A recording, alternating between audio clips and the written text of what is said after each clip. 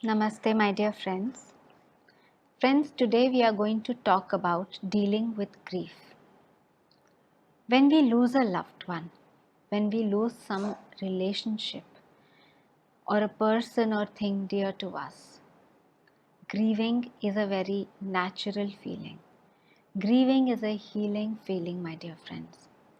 So, firstly, whether you are supporting somebody who has lost a close one or you yourself have lost something dear, it's important to know that grieving is healing. Secondly, we would like to know that there are some stages that usually we go through when we are grieving. There are 5 stages which have been actually defined by Dr. Elizabeth Kubler-Ross. The first stage is denial. When we lose something, a relationship or a loved one, usually first we are in denial of it. The second stage is anger, angry at God, angry at the person who left us. The third stage is bargaining. We are feeling, can I do just something so that this thing reverses? The fourth stage is depression or sadness. And lastly, the fifth stage is acceptance. So, DABDA, denial, anger, bargaining, depression, and acceptance. We could be going forward and back through the stages sometimes. Each person has their own unique way of going through them. One may happen before that, but just it's important to know that all of these happens. Usually we do not come to acceptance immediately. We will go through all of these stages when we are grieving, and it is okay to do that. If you are supporting somebody who is grieving, know that it is helpful to talk about that person. So if they are talking about them, if they are talking about their life, maybe not really sad, but they're talking about their life, allow yourself to provide that space.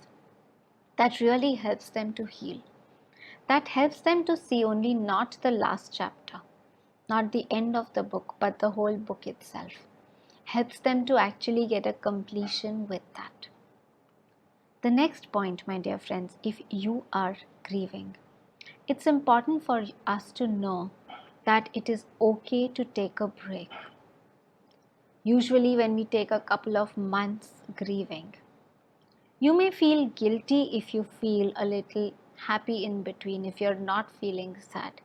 Let yourself not carry that guilt. Just as an athlete, when they are practicing, when they take the breaks that where they don't practice, their muscle really recovers. So yes, you will go back, you will feel sad, you will go through the grieving, which is a healing feeling. But if in between those feelings are not there and you're happy, let yourself enjoy that, let yourself take that break. That also helps you to come out of it pretty much nicer. Another thing, sometimes when there is that depression phase, when there is sadness, let yourself diagnose if there is another person, or even for yourself, if the sadness or the grieving is not really grieving, but also it's connected to trauma. As you're going through the grieving, let yourself also remember that you need to get back to life. The best way to honor someone is to get back to life. How would they want you to be here? So tell yourself, tell them, in your honor, I live well. And lastly, let yourself see and differentiate trauma from grieving.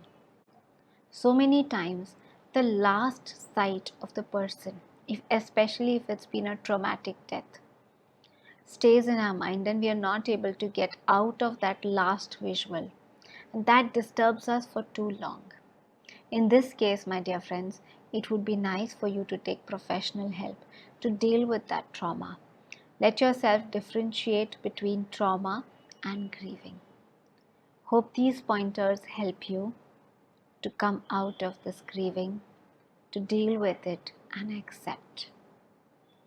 Namaste.